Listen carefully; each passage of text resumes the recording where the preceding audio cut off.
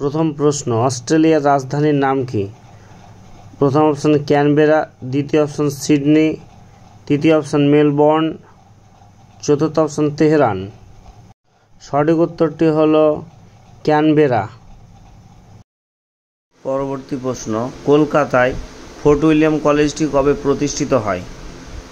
Option 1810 সালে, option 1805 সালে, option 1802 সালে, অপশান 1800 সালে। সঠিক উত্তরটি হল 1800 সালে।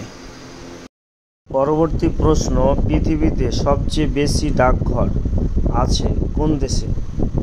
রাশিয়াতে, আমেরিকায়, ভারতে, চীনে। সঠিক উত্তরটি হল ভারতে।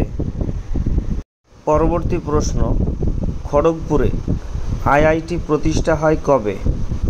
1947 সালে, দ্বিতীয় অপশন 1948 সালে, তৃতীয় অপশন 1950 সালে, চতুর্থ অপশন 1951 সালে। সঠিক উত্তরটি হল 1951 সালে। পরবর্তী প্রশ্ন, গান্ধীজির পুরো নাম কি?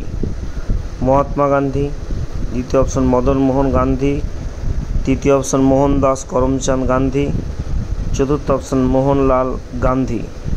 এই প্রশ্নের সঠিক উত্তরটি হল মোহনদাস করমচাঁদ গান্ধী। পরবর্তী প্রশ্ন, ভারতে নবগঠিত রাজ্যটি কোনটি? প্রথম অপশন ছত্তিশগড়, দ্বিতীয় অপশন তেলেঙ্গানা, তৃতীয় অপশন ঝাড়খণ্ড, চতুর্থ অপশন মিজোরাম।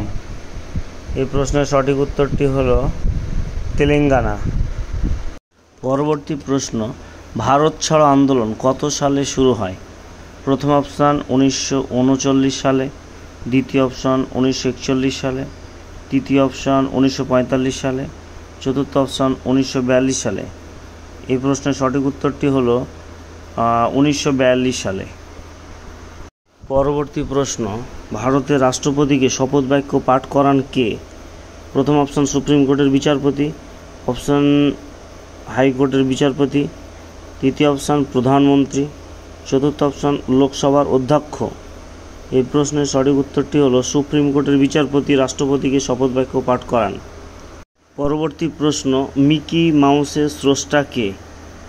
প্রথম অপশান ল্যারি পেজ, দ্বিতীয় অপশান ওয়াল্ট ডিজনি, তৃতীয় অপশান আর্থার রিম্বন, চতুর্থ অপশান চার্লস উড।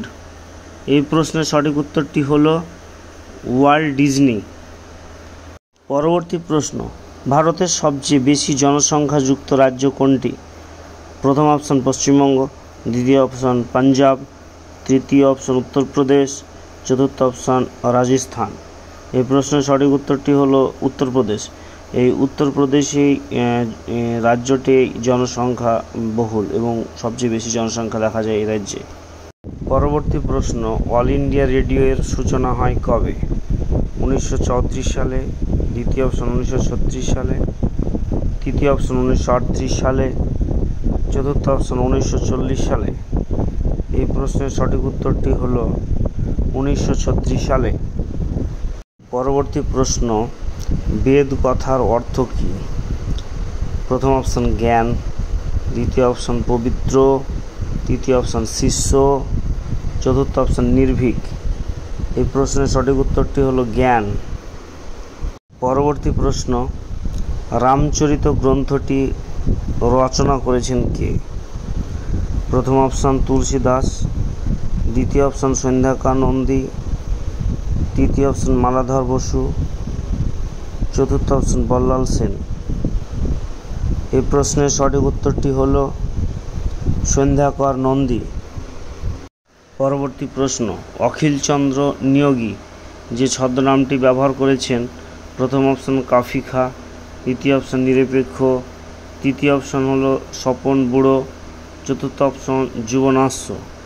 এই প্রশ্নের সঠিক উত্তরটি হলো স্বপন বুড়ো।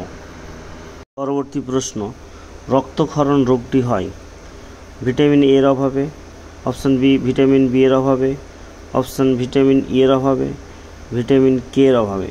এই প্রশ্নের সঠিক উত্তরটি হলো ভিটামিন কে এর অভাবে।